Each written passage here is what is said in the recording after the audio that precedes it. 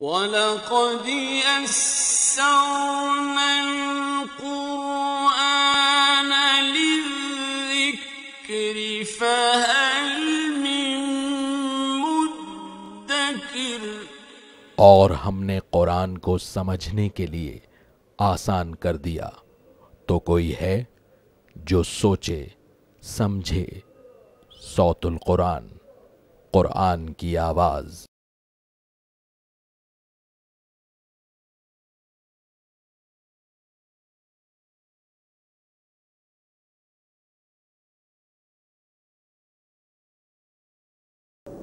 نحمده ونصلي على رسوله الكريم اما بعد فاعوذ بالله من الشيطان الرجيم بسم الله الرحمن الرحيم الف لام را كتاب انزلناه اليك لتخرج الناس من الظلمات الى النور باذن ربهم الى صراط العزيز الحميد صدق اللہ العظیم۔ سورہ ابراہیم سے ہم اپنا مطالعہ شروع کر رہے ہیں۔ یہ سورہ مبارکہ بھی مکی صورت ہے اور نبی کریم صلی اللہ علیہ وسلم کے مکی دور کے آخری حصے میں نازل ہونے والی صورتوں میں سے ایک صورت ہے۔ اس میں ہم دیکھیں گے کہ مشرکین کے حوالے سے تنبیہ کا اور ملامت کا پہلو غالب ہے۔ ابراہیم علیہ السلام کا اس میں تذکرہ آیا ہے اور رسولوں کے حالات کا ذکر مجموعی اعتبار سے جمع کے صیغے میں کیا گیا ہے۔ الف لام را یہ حروف مقطعات میں سے ہیں، انہیں علیحدہ علیحدہ پڑھا جاتا ہے۔ اس کے اصل معنی اللہ ہی کے علم میں ہے۔ کتاب انزلناہ الیک لتخرج الناس من الظلمات الی النور، اے نبی صلی اللہ علیہ وسلم یہ کتاب ہے جو ہم نے آپ کی طرف نازل کی ہے تاکہ آپ لوگوں کو اندھیروں سے نکالیں روشنی کی طرف، باذن ربہم ان کے رب کے حکم سے، الی صراط العزیز الحمید غالب خوبیوں والے یعنی اللہ کے راستے کی طرف۔ اب یہ قرآن حکیم کی ایک فضیلت اللہ رب العزت نے بیان فرمائی کہ اللہ کے رسول صلی اللہ علیہ وسلم اس کے ذریعے سے لوگوں کو گمراہی کے اندھیروں سے ہدایت کے نور کی طرف لے جاتے ہیں۔ اب جس کو بھی ہدایت ملے گی وہ اسی قرآن حکیم کے ذریعے سے ملے گی۔ اللہ ہمیں اس قرآن کو سمجھ کر پڑھنے کی توفیق عطا فرمائے اور اس سے ہدایت حاصل کر کے اس کے تقاضوں پر عمل کرنے کی توفیق عطا فرمائے۔ اللہ الذی لہ ما فی السماوات و ما فی الارض، اللہ ہی کے لیے ہے جو کچھ آسمانوں میں ہے اور زمین میں ہے۔ وویل للکافرین من عذاب شدید، اور کفر کرنے والوں کے لیے سخت عذاب ہے۔ اب کفار کی یہاں صفات بیان کی جا رہی ہیں۔ الذین یستحبون الحیاۃ الدنیا علی الآخرہ، جو دنیا کی زندگی کو پسند کرتے ہیں آخرت کے مقابلے میں۔ ویصدون عن سبیل اللہ، اور روکتے ہیں اللہ کے راستے سے۔ ویبغونہا عوجا، اور اس میں کجی یعنی ٹیڑھ تلاش کرتے ہیں۔ اولئک فی ضلال بعید، یہی لوگ دور کی گمراہی میں ہیں۔ یہاں حقیقی کفار کی صفات کا بیان آ رہا ہے۔ فرمایا گیا کہ کفار وہ ہیں کہ جو دنیا کی زندگی کو آخرت کے مقابلے میں ترجیح دیتے ہیں اور اللہ کے راستے سے روکتے ہیں۔ جب دنیا ہی پیش نظر ہو جائے تو دین کی طرف توجہ نہیں ہوتی، اور انسان جب دنیا ہی کا طالب ہو جائے تو نہ صرف یہ کہ وہ خود دین کے راستے سے رکتا ہے بلکہ جو لوگ دین کے طالب ہوتے ہیں، آخرت کے طالب ہوتے ہیں، ان کو بھی روکنے کی کوشش کرتے ہیں۔ اللہ اس روش سے ہماری حفاظت فرمائے اور ہمیں دنیا کے بجائے آخرت کا طالب بنائے، اور ہمیں خود اللہ کے دین پر عمل کرنے اور دوسروں کو دین کی طرف لانے کی توفیق عطا فرمائے۔ وما ارسلنا من رسول الا بلسان قومه ليبين لهم، اور ہم نے کوئی رسول نہیں بھیجا مگر یہ کہ ان کی قوم کی زبان میں، تاکہ وہ ان کے لیے واضح طور پر بیان فرما دیں۔ یہاں دعوت کے حوالے سے بڑا اہم اصول معلوم ہوا کہ جن لوگوں کے سامنے بھی ہمیں دعوت پیش کرنی ہے ان کی زبان میں گفتگو کرنی چاہیے۔ اس کا ایک مفہوم یہ بھی ہے کہ جن لوگوں کے سامنے گفتگو پیش کی جا رہی ہے دین کے حوالے سے، ان کی جو بھی ذہنی سطح ہے، جو ان کا انٹلیکچول لیول ہے، اس لیول پر جا کر بات کرنی چاہیے، تبھی اتمام حجت ہو سکے گا، تبھی لوگ بات واقعتاً قبول کرنے کی پوزیشن میں آ سکیں گے۔ تو لوگوں کی زبان میں گفتگو کرنی ہے اور ان کی ذہنی سطح کے مطابق گفتگو کرنی ہے، تبھی شہادت علی الناس کا فریضہ ادا ہو سکے گا، یعنی وہ ذمہ داری جو اللہ نے اس امت کو عطا فرمائی کہ انسانیت پر اللہ کے دین کی گواہی دینا تمہاری ذمہ داری ہے۔ گویا اس کے مطابق نتیجہ یہ نکلا کہ ضرورت ہے کہ اللہ کی اس کتاب کو، اللہ کے اس دین کو دنیا کی ہر زبان میں پیش کرنے کی کوشش کی جائے، ہر لیول پر اللہ کے دین کو پیش کرنے کی کوشش کی جائے، تبھی دعوت کا حق ادا ہو سکے گا، تبھی انسانیت پر اتمام حجت قائم ہو سکے گی۔ وما ارسلنا من رسول الا بلسان قومه ليبين لهم، اور ہم نے کوئی رسول نہیں بھیجا مگر ان کی قوم کی زبان میں تاکہ وہ رسول علیہ الصلاۃ والسلام لوگوں کے لیے واضح کر دیں۔ فَيُضِلُّ اللَّهُ مَن يَشَاءُ وَيَهْدِي مَن يَشَاءُ، پھر اللہ جس کو چاہتا ہے گمراہ فرما دیتا ہے اور جس کو چاہتا ہے ہدایت دیتا ہے۔ اور اس کا انحصار انسان پر ہے کہ اس میں کس طرح کی طلب و تڑپ ہے۔ ہدایت کی جو سجو ہوگی ہدایت ملے گی، اور کوئی خود گمراہ ہونے کا فیصلہ کر لے گا تو گمراہی اس کے ہاتھ آئے گی۔ وَهُوَ الْعَزِيزُ الْحَكِيمُ، اور وہ اللہ زبردست حکمت والا ہے۔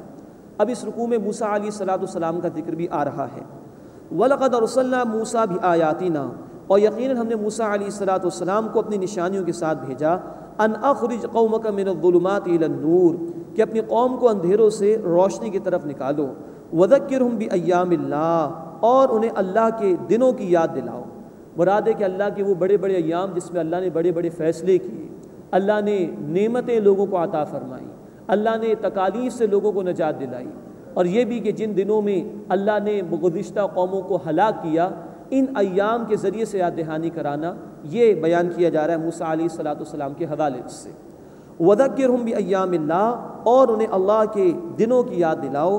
إِنَّ فِي ذَلِكَ لَآيَاتٍ لِكُلِّ صَبَّارٍ شَكُورٍ، بے شک اس میں ہر صبر کرنے والے، شکر کرنے والے کے لیے نشانیاں ہیں۔ جب اللہ کی نعمتیں بندے کے سامنے آئیں اور وہ غور و فکر کرے تو اللہ کی معرفت اسے حاصل ہوتی ہے اور وہ اللہ کا شکر ادا کرتا ہے۔ جب گزشتہ لوگوں کے حالات کا بیان ہو کہ مختلف لوگوں پر مصائب و تکالیف آئی تھیں لیکن اہل ایمان نے تکالیف کو برداشت کیا، تو جو موجودہ اہل ایمان ہوتے ہیں ان میں بھی صبر کا جذبہ بیدار ہوتا ہے۔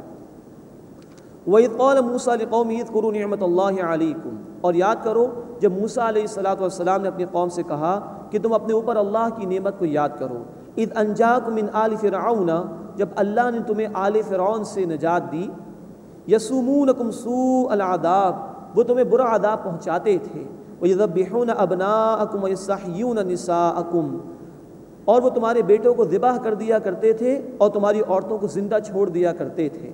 وفی ذالکم بلاء من ربکم عظیم، اور اس میں تمہارے رب کی طرف سے بڑی آزمائش تھی۔ یہ تفصیل سورۃ البقرہ اور دیگر سورتوں میں بھی آ چکی ہے۔ اس کے بعد دوسرا رکوع شروع ہو رہا ہے، اس میں موسیٰ علیہ السلام کا ذکر ہے اور دیگر رسولوں کا مجموعی طور پر ذکر کیا گیا ہے۔ وَإِذْ تَأَذَّنَ رَبُّكُمْ لَئِن شَكَرْتُمْ لَأَزِيدَنَّكُمْ، اور یاد کرو جب تمہارے رب نے اعلان فرما دیا کہ اگر تم شکر ادا کرو گے تو میں مزید نعمتیں عطا کروں گا۔ وَلَئِن كَفَرْتُمْ، اور اگر تم ناشکری کرو گے، إِنَّ عَذَابِي لَشَدِيدٌ، تو بے شک میرا عذاب بڑا سخت ہے۔ یہ اللہ نے جو شکر کی فضیلت یہاں پر بیان فرمائی کہ جو کچھ تمہارے پاس ہے اس پر اگر اللہ کا شکر ادا کرو تو اللہ مزید نعمتیں تمہیں عطا فرمائے۔ اور یہاں اللہ نے ایک فارمولہ ہمیں بیان کر دیا، اگر ہم چاہتے ہیں کہ نعمتوں میں اضافہ ہو جائے تو اللہ تعالیٰ فرما رہے ہیں کہ جو کچھ تمہارے پاس آلریڈی موجود ہے اس پر اللہ کا شکر ادا کرو۔ لئن شکرتم، اگر تم شکر ادا کرو گے میں مزید نعمتیں تمہیں عطا کروں گا۔ اس شکر کے 3 درجات ہیں۔ نمبر 1، جو نعمت بھی اللہ نے عطا فرمائی دل میں بندہ احسان مانے اس کا کہ میرا اس میں کوئی کمال نہیں، یہ محض اللہ کا فضل اور اس کی عطا ہے، یہ ہے دل سے اللہ کا شکر کرنا۔ نمبر 2، اب زبان پر شکر کے ترانے ہونے چاہیے، الحمدللہ رب العالمین، یا جیسے اللہ کے رسول صلی اللہ علیہ وسلم نے دعائیں سکھائی ہیں اس میں الحمدللہ کے الفاظ آتے ہیں۔ پانی پی لیا الحمدللہ، کھانا کھا لیا الحمدللہ الذی اطعمنا وسقانا وجعلنا من المسلمین، ہر نعمت پر اب زبان سے بھی شکر کی ادائیگی۔ اور تیسرا درجہ ہے اپنے پورے وجود سے شکر ادا کرنا، یعنی اللہ نے جو نعمتیں عطا فرمائیں اس کو جائز طریقے پر اختیار کرنا اور اللہ کی اطاعت کے مطابق ان نعمتوں کو استعمال کرنا، یہ ہے شکر کا تیسرا درجہ۔ تو دل سے شکر، زبان سے شکر اور اپنے پورے وجود سے شکر۔ فرمائے کہ لئن شکرتم لازیدنکم، اگر تم شکر ادا کرو گے تو میں ضرور مزید نعمتیں عطا کروں گا۔ ولئن کفرتم، اور اگر تم نے ناشکری کی، میرا احسان نہیں مانا، نعمتیں میری استعمال کی، شکر کسی اور کا ادا کیا، یا میرے سامنے نہیں جھکے، میری اطاعت اختیار نہیں کی، ان عذابی لشدید، تو بے شک میرا عذاب بڑا شدید ہے۔ اللہ ہمیں اپنے شکر گزار بندوں میں شامل فرمائے اور اپنی ناشکری سے بچنے کی توفیق عطا فرمائے۔ وقال موسیٰ ان تکفروا انتم ومن فی الارض جمیعا، اور موسیٰ علیہ السلام نے فرمایا اگر تم ناشکری کرو گے اور وہ بھی جو زمین میں ہیں سب کے سب، فإن اللہ لغنی حمید، تو بے شک اللہ بے نیاز ہے، تمام خوبیوں والا ہے۔ اللہ کو تمہارے شکر کی ضرورت نہیں ہے، اگر تم شکر ادا کرو تو اس کا فائدہ تمہیں ہی ملے گا، اللہ اور نعمتیں تم پر نچھاور فرمائے گا۔ الم یاتکم نبأ الذین من قبلکم، کیا تمہیں ان لوگوں کی خبر نہیں پہنچی جو تم سے پہلے تھے، قوم نوح وعاد وثمود، مثلا قوم نوح اور عاد و ثمود، والذین من بعدہم، اور وہ جو ان کے بعد ہوئے، لا یعلمہم الا اللہ، ان کی خبر کسی کو نہیں ہے سوائے اللہ کے، جاءتہم رسلہم بالبینات، ان کے پاس ان کے رسول واضح نشانیوں کے ساتھ آئے، فردوا ایدیہم فی افواہہم، تو ان لوگوں نے اپنے ہاتھ ان رسولوں کے منہ میں لوٹا دیے، مراد ہے کہ ان کو خاموش کرا دیے۔ جب بھی اللہ کے رسول ان لوگوں کے سامنے دین حق پیش کرتے تھے، اللہ کی طرف بلاتے تھے، وہ ان کو خاموش کرا دیا کرتے تھے، یہ ڈھٹائی کا مظاہرہ کرتے تھے۔ وقالوا انا کفرنا بما ارسلتم به، اور وہ بولے تم جس کے ساتھ بھیجے گئے ہو ہم اسے نہیں مانتے، وَإِنَّا لَفِي شَكٍّ مِّمَّا تَدْعُونَنَا إِلَيْهِ مُرِيبٍ، اور تم ہمیں جس چیز کی طرف بلاتے ہو ہم بے شک اس میں شک میں ہیں جو تردد میں ڈالنے والا ہے، ڈھٹائی سے انکار کر دیا۔ قالت رسلہم، اب یہ تمام رسولوں کا مجموعی طور پر ذکر ہے، ان کے رسولوں نے ان سے کہا افی اللہ شک فاطر السماوات والارض، یہ سرچنگ کوئسچن کا انداز، کیا آسمانوں اور زمین کے بنانے والے اللہ کے بارے میں کوئی شک ہے؟ ذرا غور کرو، یہ نظام آپ سے آپ چل رہا ہے، اپنے اندر جھانک کر دیکھو۔ یدعوکم لیغفر لکم من ذنوبکم، وہ تمہیں بلاتا ہے تاکہ تمہارے گناہ تمہیں بخش دے، ویؤخرکم الی اجل مسمی، اور ایک مقررہ مدت تک کے لیے تمہیں مہلت عطا فرمائے۔ قالوا ان انتم الا بشر مثلنا، وہ بولے تم تو صرف ہمارے جیسے انسان ہو۔ یہ گمراہی رہی ہر دور میں کہ ہمارے جیسا انسان کیسے رسول ہو سکتا ہے۔ تريدون ان تصدون عما كان يعبد آباؤنا، تم چاہتے ہو کہ ہمیں ان سے روک دو جن کو ہمارے باپ دادا پوجتے تھے، جن کی عبادت کرتے تھے۔ فأتونا بسلطان مبین، پس تم ہمارے پاس روشن دلیل لے کر آ جاؤ۔ یہ معجزات کا مطالبہ شروع کر دیا لوگوں نے۔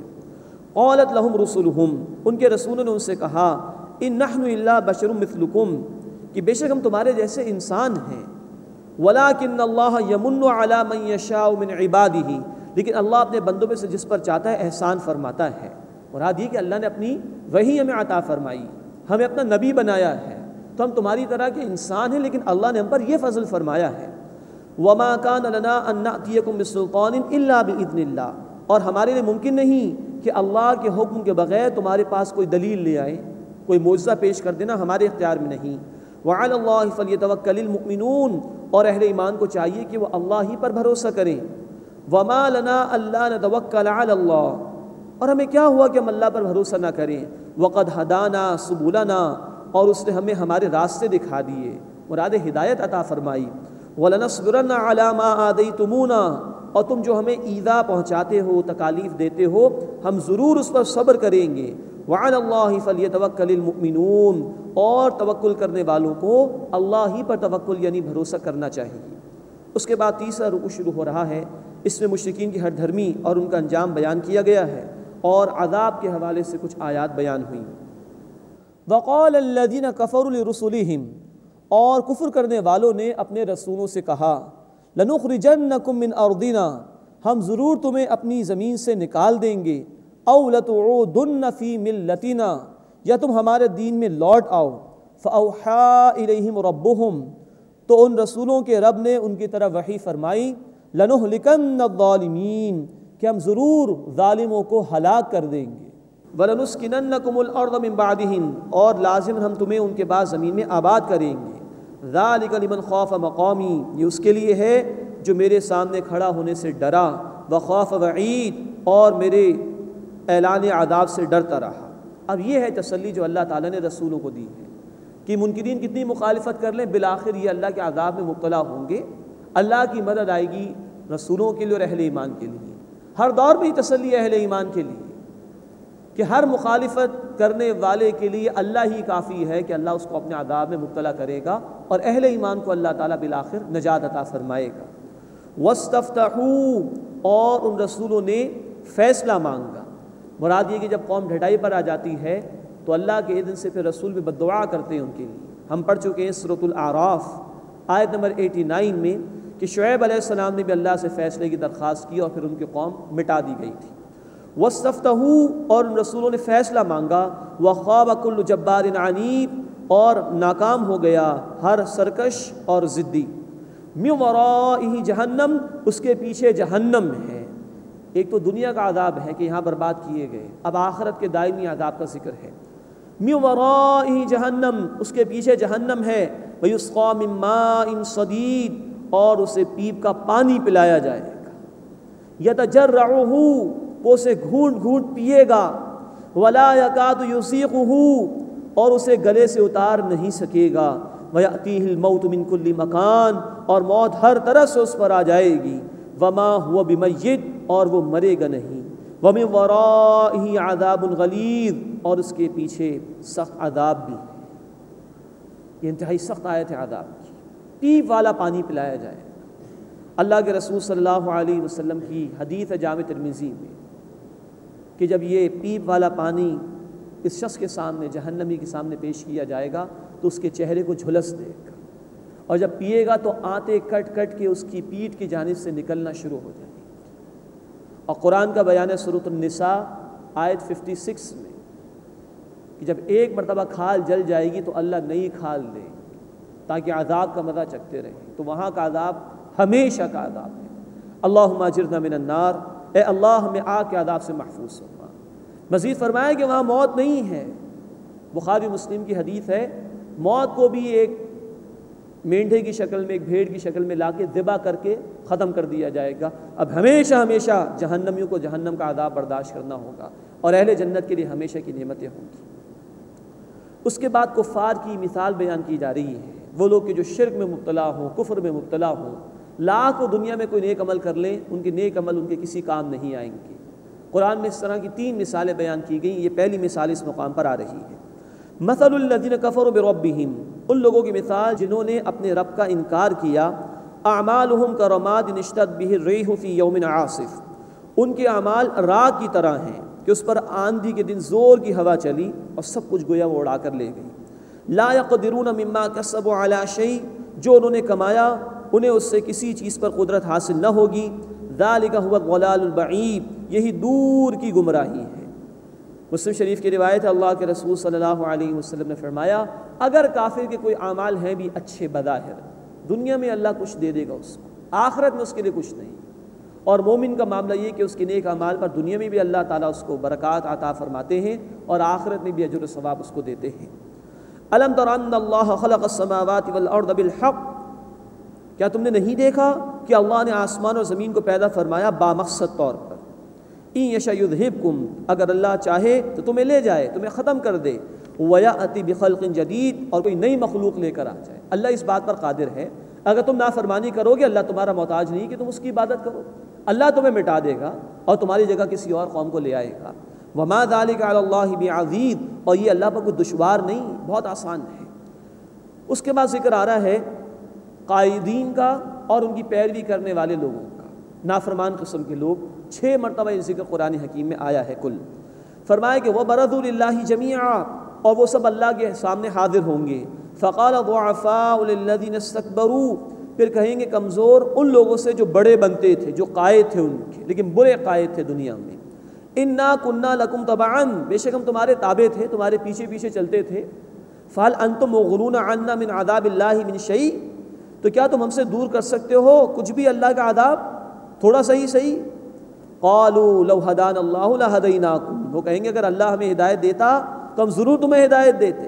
سواء علینا، اب ہمارے لیے برابر ہے، اجزعنا ام صبرنا، خام گھبرائیں یا صبر کریں، ما لنا من محیص، ہمارے لیے کوئی چھٹکارا نہیں۔ تو آدمی کو سوچ سمجھ کر فیصلہ کرنا چاہیے کہ وہ کس کے پیچھے چل رہا ہے، کس کو اس نے اپنا لیڈر بنا رکھا ہے، کس کو فالو کر رہا ہے، ورنہ معاملہ یہ ہوگا کہ برے قائدین بھی اور ان کے فالوورز بھی سب جہنم میں ڈالے جائیں گے۔ اس کے بعد 4واں رکوع شروع ہو رہا ہے اس سورہ مبارکہ کا، اس میں ان نافرمانوں کے سب سے بڑے قائد یعنی شیطان کا ذکر آئے گا، اور اللہ نے کلمہ طیبہ کی مثال بھی دی ہے اور ایک برے کلمے کی مثال بھی بیان فرمائی ہے۔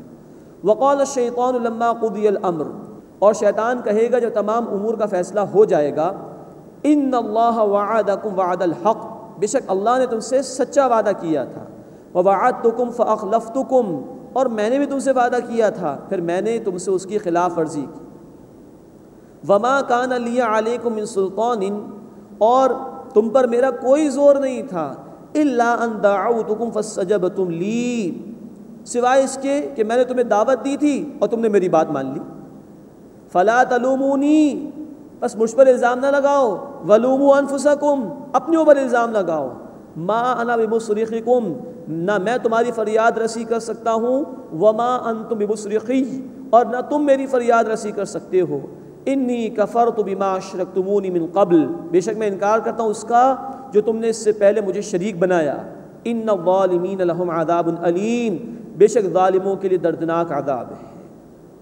یہ ہے اینڈ رزلٹ، شیطان نے جتنا بہکایا ہوگا لوگوں کو انہی کے اوپر ڈال دے گا اور صاف مکر جائے گا۔ یہ ہے شیطان کا فریب۔ ہم پڑھ چکے سورہ النساء آیت نمبر 120 میں کہ شیطان جو بھی پٹیاں پڑھاتا ہے وہ کیا ہے؟ الا غرورا، محض دھوکہ ہے اور فریب ہے۔ مزید ہے کہ شیطان نے کہا کہ میرا تم پر کوئی زور نہیں تھا، چنانچہ قرآن بھی کہتا ہے سورہ الناس میں الذی یوسوس فی صدور الناس، وہ پھونکے مارتا ہے انسان کے سینوں میں، فقط اتنا ہی کر سکتا ہے۔ وہ کہے گا میں نے تمہیں دعوت دی تھی، بس قبول تو تم نے کیا تھا۔ اور نوٹ کیجیے شیطان حملہ اس وقت کرتا ہے جب بندہ اللہ کے ذکر سے ہٹ جاتا ہے۔ سورہ الزخرف آیت نمبر 36 میں الفاظ ہیں کہ جو اللہ کے ذکر سے ہٹتا ہے اس پر شیطان مسلط کر دیا جاتا ہے۔ تو شیطان صرف پھونکے مار سکتا ہے، اس کو آنے کا موقع خود انسان دیتا ہے، اور پھر پٹی پڑھاتا ہے شیطان، اور پھر انسان اس پر عمل کرتا ہے۔ لیکن صاف وہ کہہ دے گا اپنے آپ کو ملامت کرو، نہ میں تمہارے کسی کام آ سکتا ہوں، نہ تم میرے کسی کام آ سکتے ہو، اور جو تم نے میرے ساتھ شرک کیا میں اس کا انکار کرتا ہوں۔ اب یہاں شرک کی حقیقت بھی دیکھیے، شیطان کے لیے کسی نے روزہ نہیں رکھا، کبھی شیطان کے لیے کسی نے سجدہ نہیں کیا۔ عام طور پر عبادات میں ہی سمجھا جاتا ہے کہ کوئی شرک کا معاملہ ہو سکتا ہے، نہیں، اللہ کے مقابلے میں کسی اور کی محبت میں اضافہ ہو جائے، اللہ کے مقابلے میں کسی اور کی اطاعت میں اضافہ ہو جائے، کسی کی محبت اللہ کی محبت سے بڑھ جائے، کسی کی اطاعت اللہ کی اطاعت سے بڑھ جائے، اللہ کے حکم کے مقابلے میں کسی اور کی بات مان لی جائے، یہ شرک ہے عملی اعتبار سے۔ اس کے متعلق شیطان کہے گا جو تم نے مجھے شریک ٹھہرایا تھا میں اس کا انکار کرتا ہوں۔ یہ ہے شرک کی حقیقت۔ خالی کسی بت کے سامنے جھک جانا شرک نہیں، بلکہ شیطان جو پٹھیاں پڑھاتا ہے اس پر عمل کرنا رحمان کے ذکر کو چھوڑ کر، یہ بھی شرک ہے۔ ان الظالمین لہم عذاب علیم، بے شک ظالمین کے لیے دردناک عذاب ہے۔ اس کے مقابلے میں اب نیک لوگوں کا ذکر آ رہا ہے۔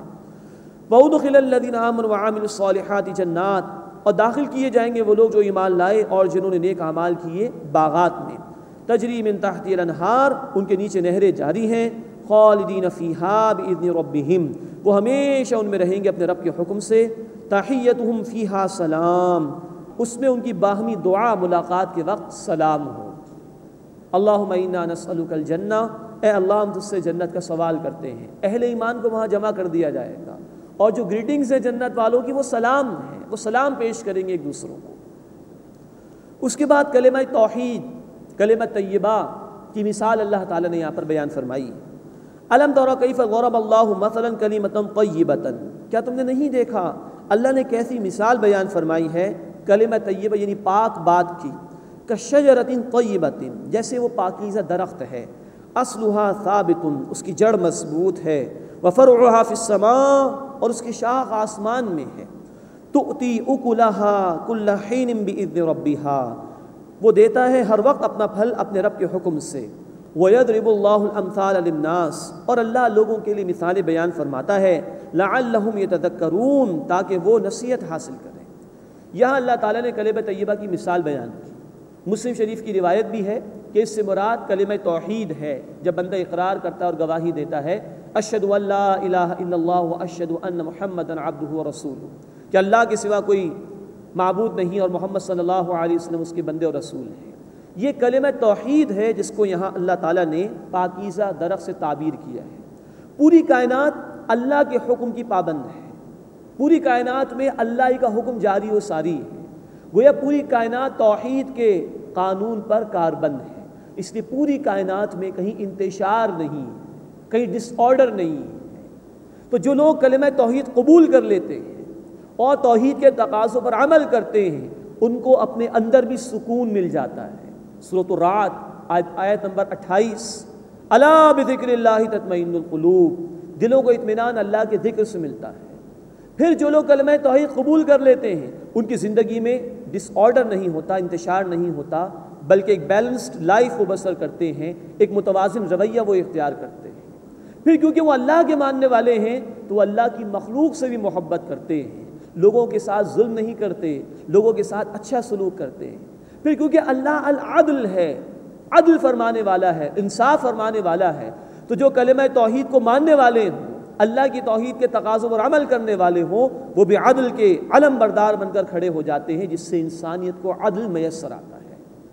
یہ ہے کلمہ طیبہ کی مثال جو قرآن نے یہاں پر بیان کی کہ یہ کلمہ توحید ہے، جس سے ایک فرد کو بھی سکون میسر آتا ہے، جس سے معاشرے کے لوگوں کو بھی سکون میسر آتا ہے، جس کے نتیجے میں سوسائٹی میں عدل قائم ہوتا ہے، جس کے نتیجے میں جیسے پوری کائنات میں کہیں انتشار اور ڈس آرڈر نہیں ہے، اس زمین سے بھی ڈس آرڈر ختم ہو سکتا ہے۔ اللہ ہمیں توحید کے تقاضوں پر عمل کرنے کی توفیق عطا فرمائے کہ یہ ہر وقت اپنا پھل دیتا ہے اپنے رب کے حکم سے۔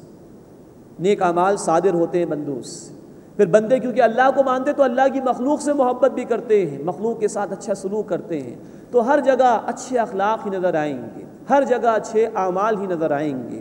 وَيَضْرِبُ اللَّهُ الْأَمْثَالَ لِلنَّاسِ، اور اللہ لوگوں کے لیے مثالیں بیان فرماتا ہے، لَعَلَّهُمْ يَتَذَكَّرُونَ، تاکہ وہ غور و فکر کریں، نصیحت حاصل کریں۔ اس کے مقابلے میں اب برے کلمے کی مثال بیان کی جا رہی ہے، کفر کی مثال بیان کی جا رہی ہے۔ وَمَثَلُ كَلِمَةٍ خَبِيثَةٍ، اور ناپاک کلمے کی مثال كَشَجَرَةٍ خَبِيثَةٍ اجْتُثَّتْ مِنْ فَوْقِ الْأَرْضِ، ناپاک درخت کی طرح ہے جسے زمین کے اوپر سے اکھاڑ دیا گیا ہو، مَا لَهَا مِنْ قَرَار، اس کے لیے کوئی قرار نہیں ہے، کوئی مضبوطی نہیں ہے۔ یہ کفر کی مثال ہے۔ جو توحید پر کاربند نہ ہو یہ ان کی مثال ہے کہ اگر باطل نظام موجود ہو تو زمین پر کرپشن ہوگا۔ جو توحید کے مقابلے میں کفر کو اختیار کرتا ہے وہ پوری کائنات کے قوانین سے بغاوت کرتا ہے، اس لیے کہ کائنات کا نظام توحید پر مبنی ہے، توحید کے تقاضوں پر مبنی ہے، ہر شے اللہ کے حکم کی پابند ہے۔ لیکن جو کفر کی بات کرتا ہے، کلمہ توحید کے تقاضوں کا انکار کرتا ہے، وہ گویا پوری کائنات کے خلاف بغاوت کرتا ہے، جس سے معاشرے میں انتشار پیدا ہوتا ہے، جس سے اعمال میں بربادی آتی ہے، جس سے اخلاق بگڑتے ہیں، جس سے لوگوں کو ظلم میسر آتا ہے اور بے انصافی کا دور دورہ معاشرے میں ہوتا ہے۔ یہ ہے ایک برے کلمے یعنی کفر کی مثال جو اللہ نے بیان فرمائی۔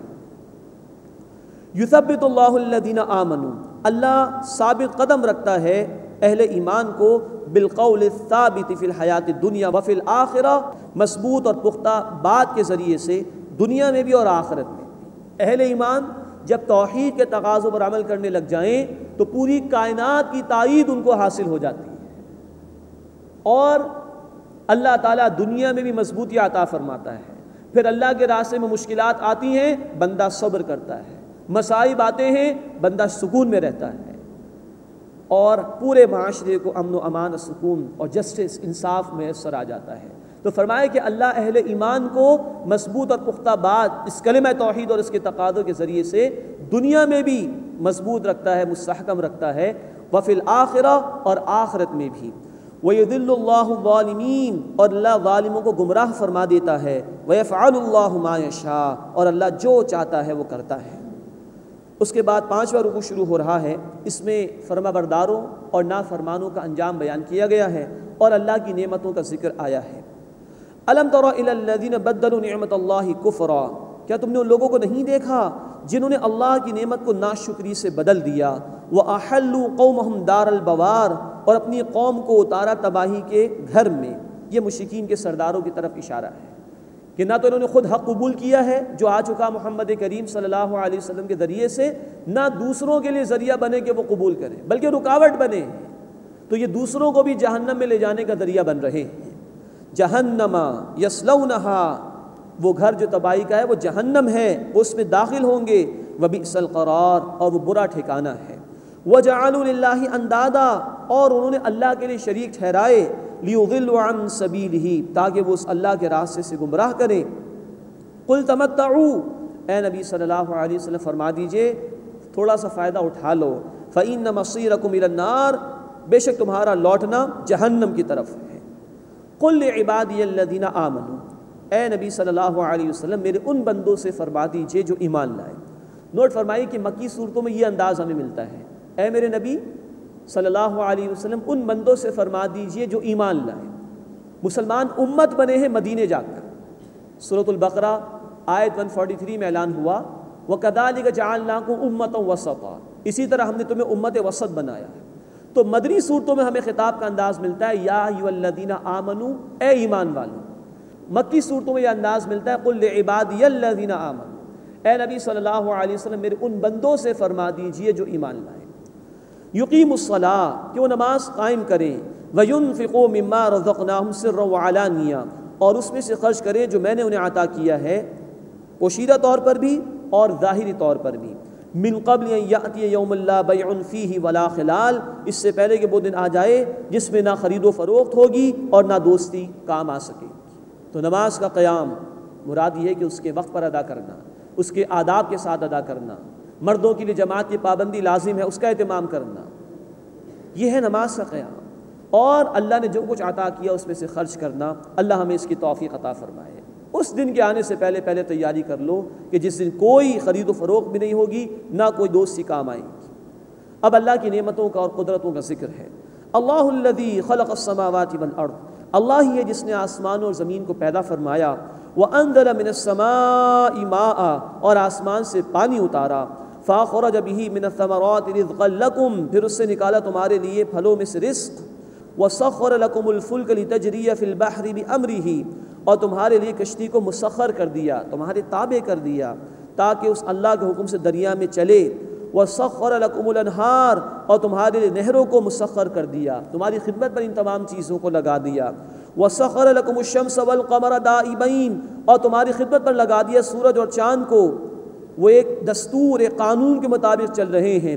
وسخر لکم اللیل والنہار اور تمہارے لیے خدمت پر لگا دیا رات اور دن. کتنی نعمتیں ہیں, غور کرو. وآتاکم من کل ما سألتموہ اور اللہ نے تمہیں وہ کچھ عطا فرمایا جو تم نے اس سے مانگا. ہر وہ شے عطا فرما دی جو تم نے اس سے مانگی. لیکن نوٹ کیجئے انسان کی عقل محدود ہے, ہم چند ہی چیزوں کو جانتے ہیں. اللہ نے اتنا کچھ عطا فرمایا کہ جس کا شمار ہمارے لیے ممکن نہیں ہے. آگے فرمایا کہ وَإِن تَعُدُّوا نِعْمَتَ اللَّهِ لَا تُحْصُوهَا اگر تم اللہ کی نعمتوں کو شمار کرنا چاہو بھی تو شمار نہیں کر سکتے. ہوا اور آکسیجن کو تو ہم جانتے ہیں, لیکن کتنی بے شمار نعمتیں ہیں جس کا ہمیں اندازہ بھی نہیں ہے اور جس کی وجہ سے ہماری زندگی کا سلسلہ قائم اور دائم ہے. اس زمین کے ارد گرد ایک 11 کلومیٹر موٹی باڑ ہے جو سائنس نے ہمیں بتایا کہ لگی ہوئی ہے, اور بے شمار کومیٹس جو مختلف سیاروں سے زمین پر آتے ہیں وہ اسی میں پھنس کر رہ جاتے ہیں, زمین والوں کی حفاظت ہو جاتی ہے. کوئی ایک شہاب ثاقب ہے وہ زمین پر آ گیا تو آ گیا. تو بے تحاشا نعمتیں ہیں, بے شمار نعمتیں ہمارے علم میں بھی نہیں. سب کچھ اس نے عطا فرمایا جو تم نے مانگا, اور تم نے مانگا اپنے شعور سے, اور اتنی کچھ اس کی نعمتیں ہیں کہ تم شمار کرنا چاہو بھی تو شمار نہیں کر سکتے. یہی الفاظ آئے ہیں سورہ النحل آیت نمبر 18 میں بھی, اور 31 مرتبہ قرآن کہتا ہے سورۃ الرحمن میں فَبِأَيِّ آلَاءِ رَبِّكُمَا تُكَذِّبَانِ بس تم اپنے رب کی کن کن نعمتوں کو جھٹلاؤ گے, کن کن قدرتوں کا انکار کرو گے. یہ ہے وہ فطری طریقہ غور و فکر کا جو قرآن نے دیا. اپنے ارد گرد دیکھو, اس کائنات میں دیکھو, کھلی نشانی اللہ کی موجود ہے, کہ آپ بھی اس کا شکر ادا نہیں کرو گے. فرمایا ان الانسان لظلوم کفار بے شک انسان بڑا ہی ظالم, بڑا ہی ناشکرا ہے. اللہ کی بے شمار نعمتیں استعمال کرتا ہے لیکن اس کا شکر ادا نہیں کرتا, جھکتا نہیں ہے اس کے سامنے. اس کے بعد 6واں رکوع شروع ہو رہا ہے. اب ناشکروں کے مقابلے میں اللہ کے شکر گزار بندے ابراہیم علیہ السلام ان کا ذکر آ رہا ہے. وَإِذْ قَالَ إِبْرَاهِيمُ رَبِّ اجْعَلْ هَٰذَا الْبَلَدَ آمِنًا اور یاد کرو جب ابراہیم علیہ السلام نے دعا کی اے میرے رب اس شہر کو امن کی جگہ بنا دے, یعنی مکہ معظمہ. وَاجْنُبْنِي وَبَنِيَّ أَن نَّعْبُدَ الْأَصْنَامَ اور مجھے اور میری اولاد کو اس سے دور رکھ کہ ہم بتوں کی عبادت کریں. یہ توحید کا گویا انہوں نے اعلان کیا اور اسی کے لیے اللہ سے دعا مانگ رہے ہیں. رَبِّ إِنَّهُنَّ أَضْلَلْنَ كَثِيرًا مِّنَ النَّاسِ اے میرے رب بے شک انہوں نے بہت سے لوگوں کو گمراہ کیا. مراد یہ کہ یہ بت بہت سے لوگوں کی گمراہی کا سبب بنے ہیں۔ اور نوٹ کیجئے کہ ابراہیم علیہ السلام کے دور تک شرک ہی کی برائی عام تھی لوگوں میں۔ فمن تبعنی فانہ منی، پس جس نے میری پیروی کی بے شک وہ مجھ سے ہے۔ ومن عصانی فانک غفور رحیم، اور جس نے میری نافرمانی کی تو اللہ تو بہت بخشنے والا رحم فرمانے والا ہے۔ دو باتیں نوٹ فرمائیے، اللہ جس نے میری پیروی کی وہ مجھ سے ہے۔ کسی بھی شخصیت سے تعلق کی اصل بنیاد یہ ہے کہ آیا بندہ اس کی بات مانتا ہے کہ نہیں مانتا۔ ہم پڑھ چکے ہیں سورہ آل عمران آیت نمبر 68 میں، ان اولى الناس بابراہیم الذین اتبعوہ، ابراہیم علیہ السلام کے قریب ترین تو وہ لوگ ہیں جنہوں نے ان کی اتباع، ان کی پیروی کی۔ اسی طرح نبی کریم صلی اللہ علیہ وسلم کا فرمان ہے جامع ترمذی کی حدیث میں، من احب سنتی فقط احبنی، جس نے میری سنت سے، میری طریقے سے محبت کی اس نے مجھ سے محبت کی۔ تو قربت کے لیے اتباع شرط لازم ہے۔ اللہ ہمیں اپنے حبیب صلی اللہ علیہ وسلم کی اتباع کی توفیق عطا فرمائے۔ فرمایا فمن تبعنی فانہ منی، پس جس نے میری پیروی کی بے شک وہ مجھ سے ہے۔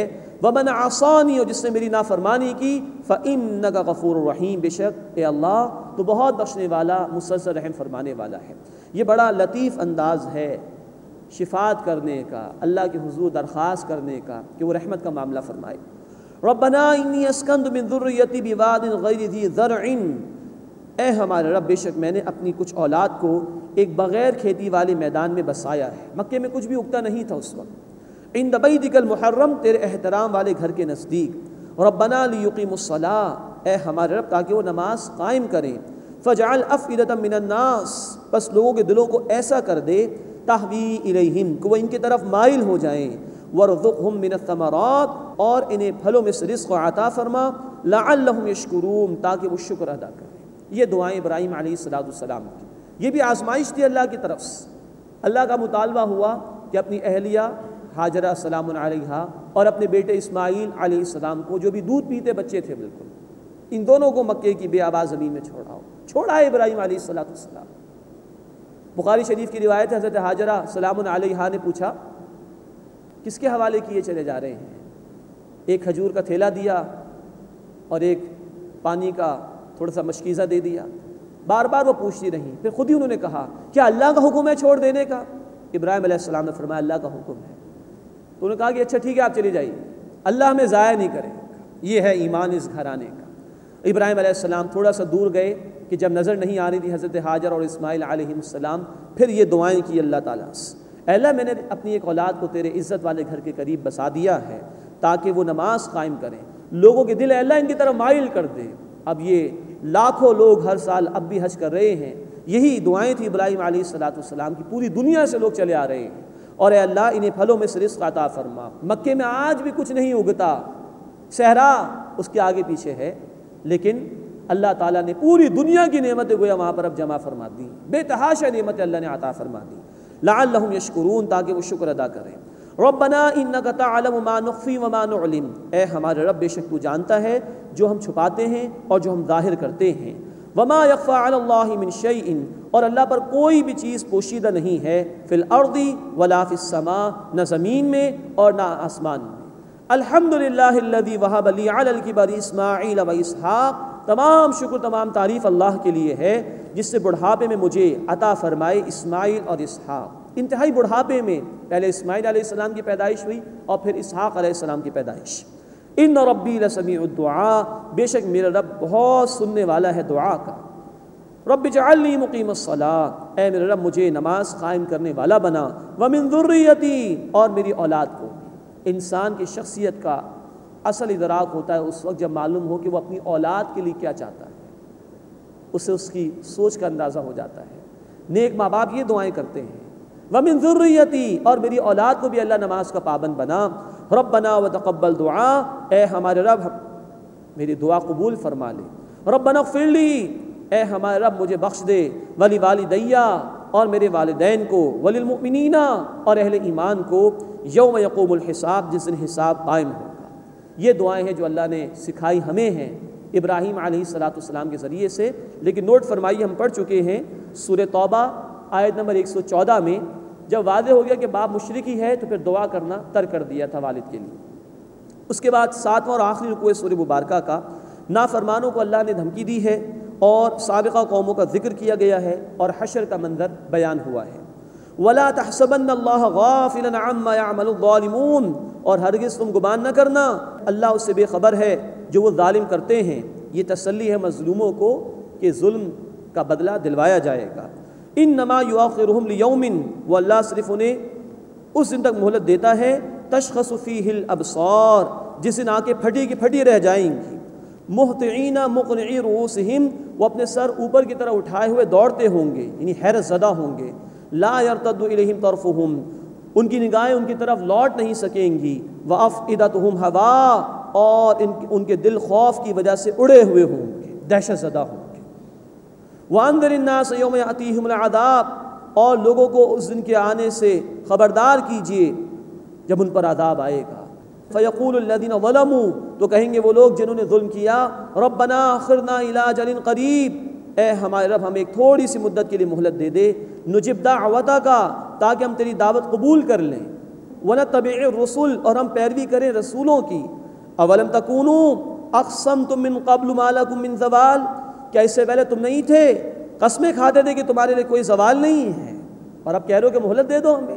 حسرتناک انجام ہے، اللہ اس سے ہماری حفاظت فرمائے۔ وَسَكَنْتُ فِي مَسَاكِنِ الَّذِينَ ظَلَمُوا أَنفُسَهُمْ، اور تم آباد رہے ان لوگوں کے گھروں میں جنہوں نے اپنی جانوں پر ظلم کیا تھا۔ یہ پچھلی اقوام کی مثالیں بیان کی جا رہی کہ ان کے انجام سے سبق حاصل کرتے۔ وَتَبَيَّنَ لَكُمْ كَيْفَ فَعَلْنَا بِهِمْ، اور تم پر ظاہر ہو گیا تھا کہ ہم نے ان سے کیسا سلوک کیا۔ وَضَرَبْنَا لَكُمُ الْأَمْثَالَ، اور ہم نے تمہارے لیے مثال بیان کی۔ وَقَدْ مَكَرُوا مَكْرَهُمْ، اور انہوں نے اپنی چالیں چلیں۔ وَعِندَ اللَّهِ مَكْرُهُمْ، اور ان کی چالیں اللہ کے سامنے ہیں، یعنی اللہ ان کا توڑ فرمانے والا ہے۔ وَإِنْ كَانَ مَكْرُهُمْ لِتَزُولَ مِنْهُ الْجِبَالُ، اور ان کی سازش ایسی نہیں تھی کہ اس سے پہاڑ ٹل جاتے، یعنی کہ اللہ کے رسول استقامت کا پہاڑ تھے، یہ سازشیں ان کو حق کے راستے سے ہٹانے والی نہیں تھیں۔ فَلَا تَحْسَبَنَّ اللَّهَ مُخْلِفَ وَعْدِهِ رُسُولًا، تو ہرگز خیال نہ کرنا کہ اللہ خلاف کرے گا اپنے رسولوں سے اپنا وعدہ، نہیں، وہ اپنے وعدے کو پورا کرنے والا ہے۔ ان اللہ عزیز ذو انتقام، بے شک اللہ زبردست بدلہ لینے والا ہے۔ یوم تبدل الارض غیر الارض والسماوات، جس دن اس زمین سے بدل دی جائے گی اور زمین اور آسمان بھی بدل جائیں گے۔ وبرزوا للہ الواحد القہار، اور وہ سب پیش ہوں گے اللہ کے سامنے جو یکتا اور غالب ہے۔ اس کے بعد عذاب کی سخت آیات ہیں۔ وتری المجرمین یومئذ مقرنین فی الاصفاد، اور تم دیکھو گے کہ مجرم اس دن باہم زنجیروں میں جکڑے ہوئے ہوں گے۔ سرابیلہم من قطران، ان کے کرتے گندھک یعنی تارکول کے ہوں گے۔ وتغشا وجوہہم النار، اور آگ ان کے چہرے ڈھانپے ہوئے ہوگی۔ اللہم اجرنا من النار، اے اللہ ہمیں آگ کے عذاب سے محفوظ فرما۔ لیجزی اللہ کل نفس ما کسبت، تاکہ اللہ ہر نفس کو بدلہ دے اس کا جو اس نے کمائی کی۔ ان اللہ سریع الحساب، بے شک اللہ جلد حساب لینے والا ہے۔ ھذا بلاغ للناس، یہ قرآن لوگوں کے لیے پیغام ہے۔ مراد یہ کہ یہ چاہتا ہے کہ اس کی دعوت پیش کی جائے، اس کو دوسروں تک پہنچایا جائے۔ وَلْيُنذَرُوا بِهِ، اور تاکہ اس سے وہ خبردار کیے جائیں۔ وَلْيَعْلَمُوا، اور تاکہ وہ جان لیں، أَنَّمَا هُوَ إِلَٰهٌ وَاحِدٌ، کہ اللہ ہی معبود واحد ہے۔ وَلْيَذَّكَّرَ أُولُو الْأَلْبَابِ، اور تاکہ عقل مند لوگ اس سے نصیحت حاصل کریں۔ اللہ ہمیں قرآن پر عمل کرنے کی بھی توفیق عطا فرمائے اور دوسروں تک پہنچانے کی بھی توفیق عطا فرمائے۔ آمین یا رب العالمین۔ وآخر دعوانا ان الحمد للہ رب العالمین۔